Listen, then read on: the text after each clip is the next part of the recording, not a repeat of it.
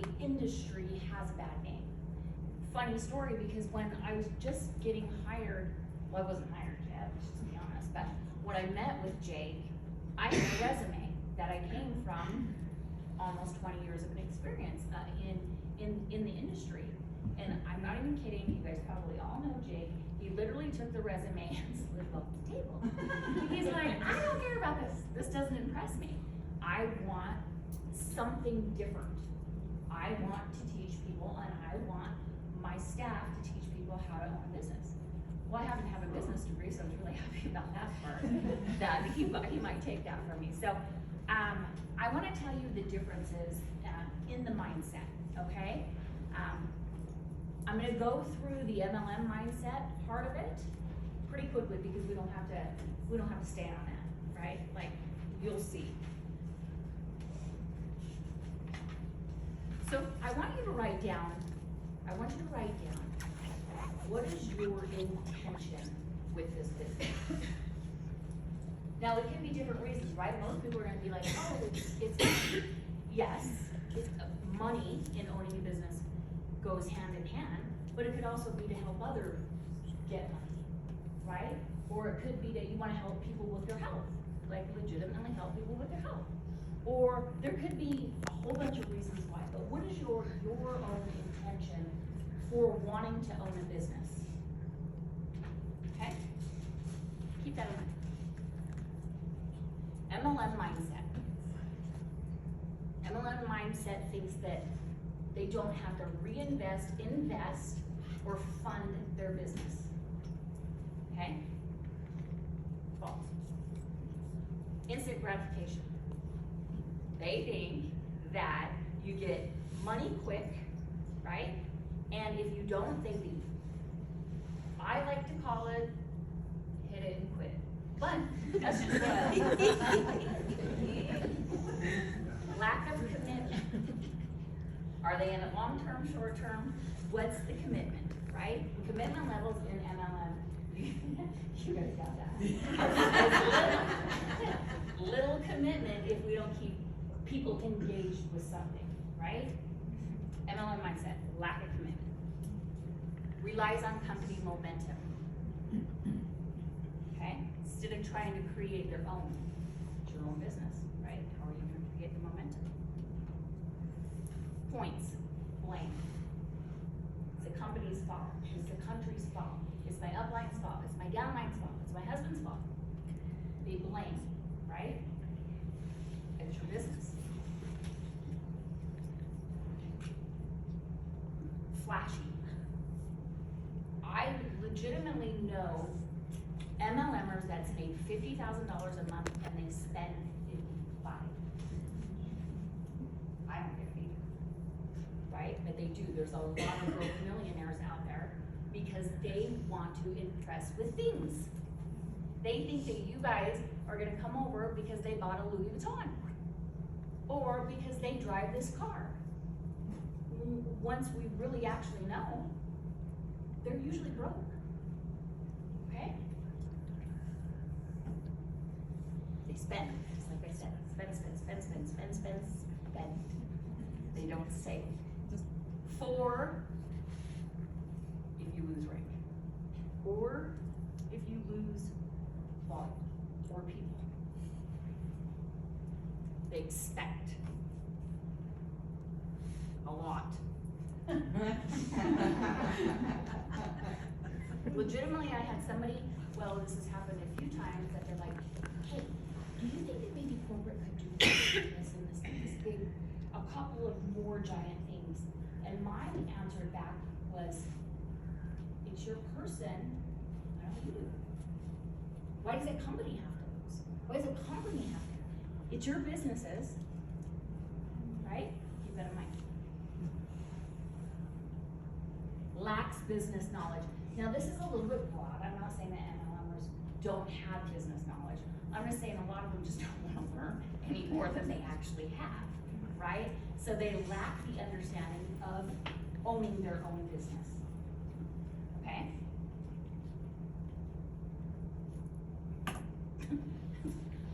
I don't know what's gonna come up because I'm like, here, do this, I know the play, right? problem starters. Okay, they don't know how to diffuse a problem in their downlines, or in the problems in their sidelines, or their uplines, or even with corporate. They don't, first of all, they don't wanna make that relationship, and second of all, they wanna push it off. And in some cases, they make a bigger fire than it should be made. Okay, business owner mindset. So this is This is what we strive for here in Q Sciences, okay? This is what sets our company above the rest. Is it perfect? No.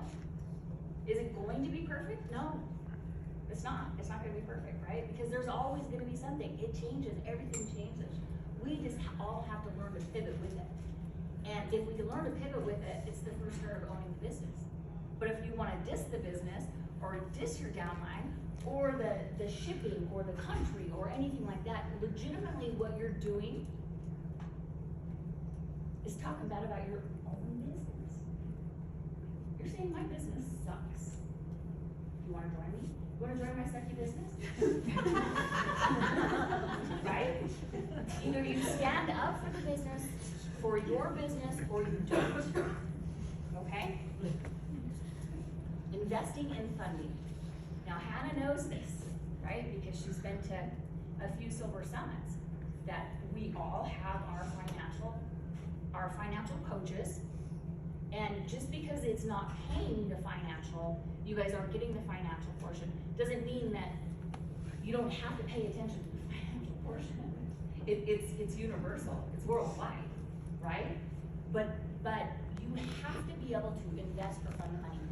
The other day, Jake Spencer said, or maybe it was Sarah in the EC, they said, in some cases, you have to dip into your own savings, especially for the first year, to get your own business off the ground. So that means if you're only making $250, if you're an executive, and you're only making $250 for a year, and that's covering your product, but you're trying to get your business going, just like any business owner, sometimes you have to put in a little bit of money. Also, funding it. There's times, just like I said, when you're gonna have to help a downline out, or an upline, or a sideline, or somebody, or if somebody can't make it to Unite, can you get them a room? Is there a contest? Is there something that you can do that's investing and funding into your business outside of the company? And sometimes it's from your own pocket. Long-term vision. So Stephen and I came up with this presentation a long time ago, and it's actually evolved quite a bit. But one of the points that I think that people need to understand with this is, what if the company to get in costed you $40,000? What if you have, instead of 99, or in some cases it was like, sometime it was like 29, and in some cases it's free, right? But what if it was required $40,000 to do it? Would you guys expect your $40,000 back in 6 months? I mean, if good, like super good, but usually not, right? Would you expect big, huge, giant success within the first 8 months of your business? Depends, right? But would you quit? Would you just give up your $40,000 and walk away? No, you wouldn't. And within 3 to 5 years in traditional business, if it takes you 3 to 5 years to make your $40,000 back, and you made $40,001, you made $1 profit. Why don't we treat this business this way? Why is it because the price to get in is so low that we don't treat it as if we just put $40,000 in? We need to work it like it's a $40,000 business to make a $400,000 business. Are you gonna treat it like it's a $40 business? Are you gonna treat it like it's a $99 business? Right? What is your long-term vision? it? Quit it? No. It's gonna have to be long. It's gonna have to be longer than 6 months. I talked to some new girls, they were already saying, I feel a little bit sad. This isn't probably gonna work out with me. I'm like, you've been in 1 month. You're probably right. I'd probably leave now. Because there's gonna be a lot harder times than your very first month. The more you make, the more the problems. Ask Paige. Ask Paige. We talked about it in the car today, right?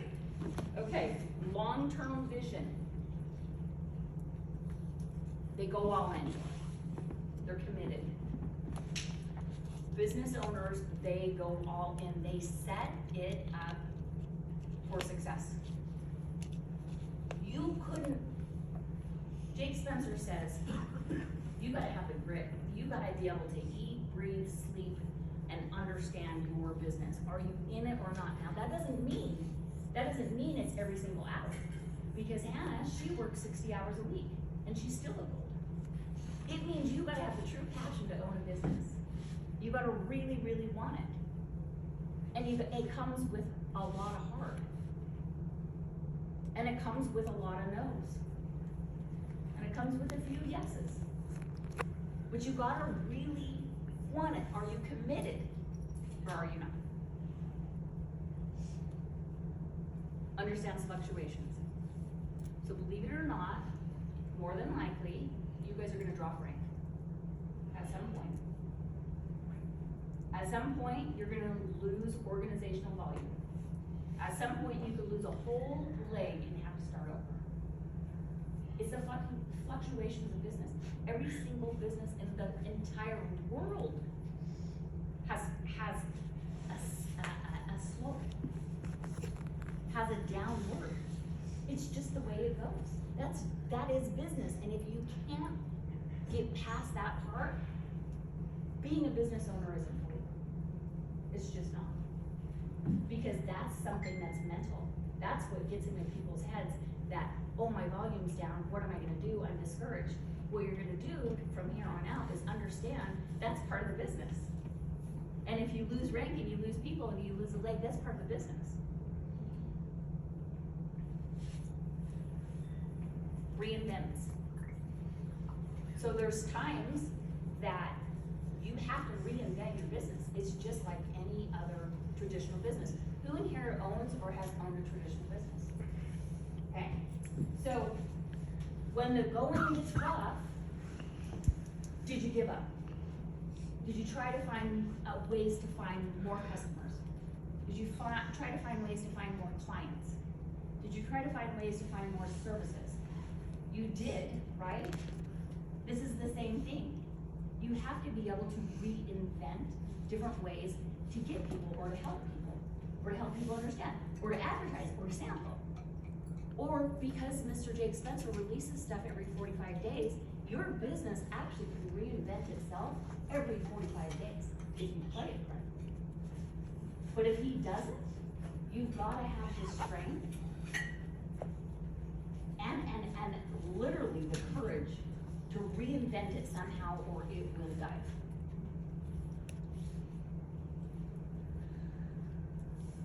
Plans own momentum. So there is company momentum and there is business owner momentum, right? People usually thrive off of the company momentum. And what I mean by that is, has anybody ever maybe made a rank or had a bunch of OB during a convention month? Right? What happens the next month? Right? So you've gotta be able to plan your own momentum so that you can keep it going, right? You wanna keep people ordering. You wanna keep that momentum high, which means there's a lot of creativity into it.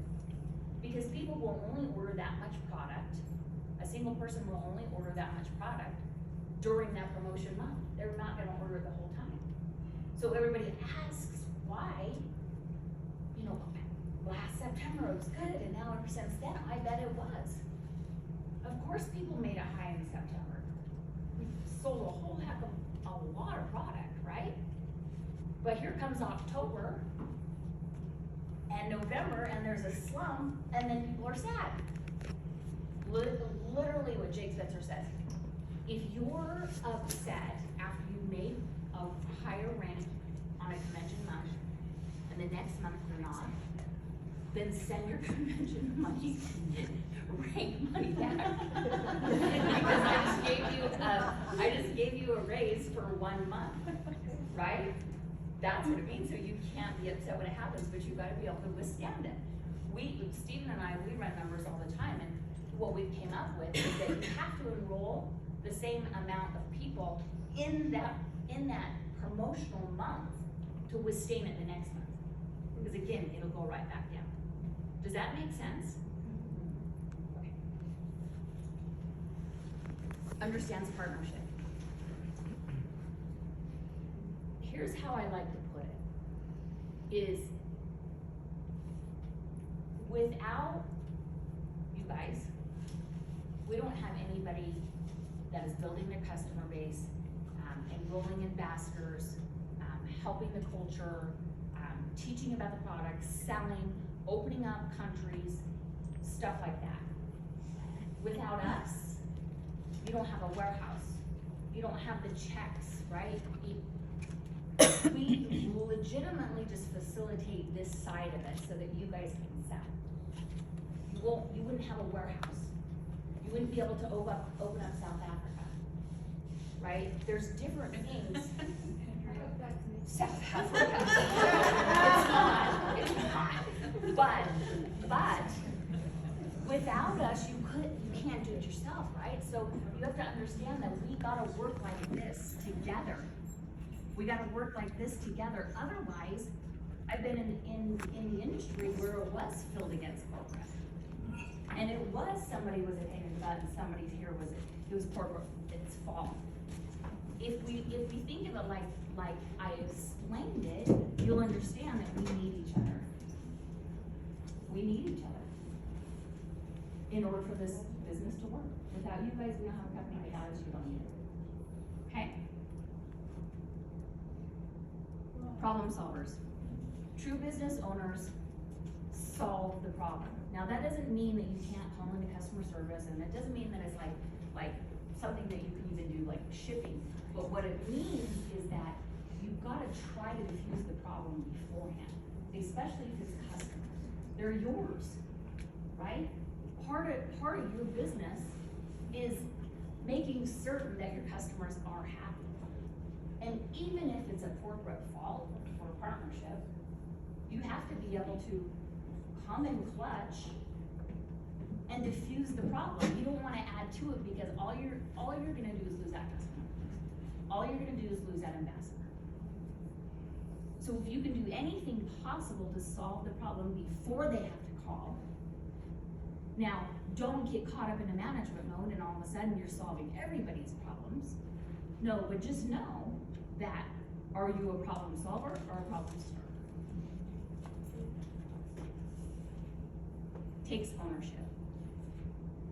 Is the reason why your business low because of corporate? Is it because of product? Is it because we haven't paid you? Is it because of any reason? No. Why are you not satisfied with your own business? Is it you? Is it the people underneath you? Are you putting the time into it? Are you understanding it? Now, I don't mean go to every single call on earth. We like to call them meeting groupies. It's not making you any money, right? You've got to get into action. So are you taking ownership of your business? Do you believe in your business? Do you believe in your cause? What is your intention? Is it to make money? Do you believe you can make money? Is it to help other people make money? Do you believe you can help others make money? Do you want to help people with their health? Do you believe that you can help people with their health with our product, or do you not? Because if you don't, people can see that. For some reason, energy attracts energy, positive or negative. And if you're excited about your business, excitement is contagious. I had a girl try to recruit me the other day. I said, okay, tell me what you said. Blah, blah, blah, blah. I'm like, my God, I'm about ready to fall asleep. I'm not gonna at anybody. Like, you gotta get excited about your cause. And it doesn't matter if you just started or you've been at it 3 months or 3 years.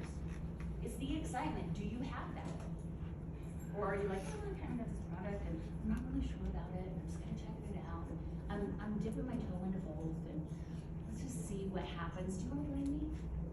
No, you gotta say, this is my business. And I like it.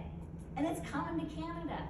And it's coming full force. And guess what? It's coming with or without you. Because I can tell you, we're going to take over. Somebody is gonna take over Canada. Woo, it's us.